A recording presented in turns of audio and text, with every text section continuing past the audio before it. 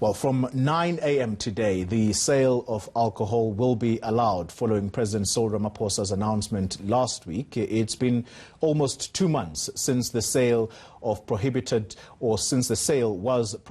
at the start of the COVID-19 lockdown. Alcohol producers are urging consumers not to panic buy as there's enough supply. Well, Distell MD, that's Richard Rushton, joins us now via Skype from Cape Town. Mr. Rushton, thank you very much for your time.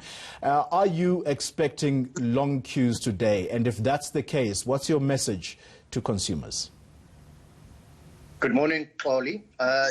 Firstly, our message to consumers is to buy in moderation and exercise patience. Our industry and all of our retailers have really prepared long and hard to make sure that your environment is a safe one.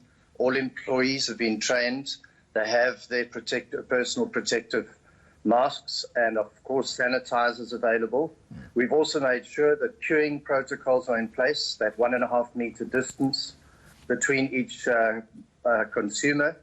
And our request is, to avoid long queues, rather come back later. There are sufficient quantities of beverage available. And so we'd urge you to exercise just responsibility and care for one another by avoiding those long queues.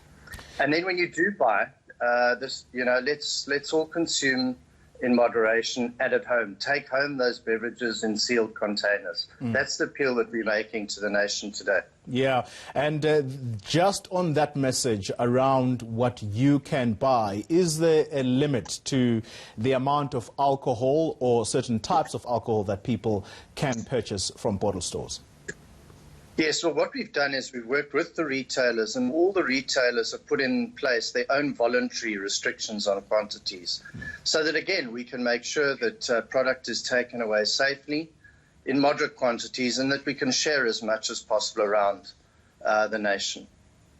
All right. And, of course, you were also speaking about the queuing protocols. Apart from the 1.5 meter that consumers have got to keep between themselves before they are served, what other precautionary measures are there?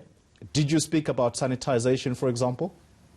Yes, so all of our retailers have made sure that masks for their employees and sanitizers are available. Only certain numbers of consumers will be allowed into establishments, small or large.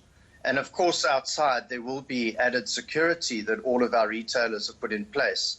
Again, just to make sure that we've got a safe and orderly environment around which consumers can buy beverages. So those, in a nutshell, are our procedures, and they follow all the best practice guidelines that are available to us.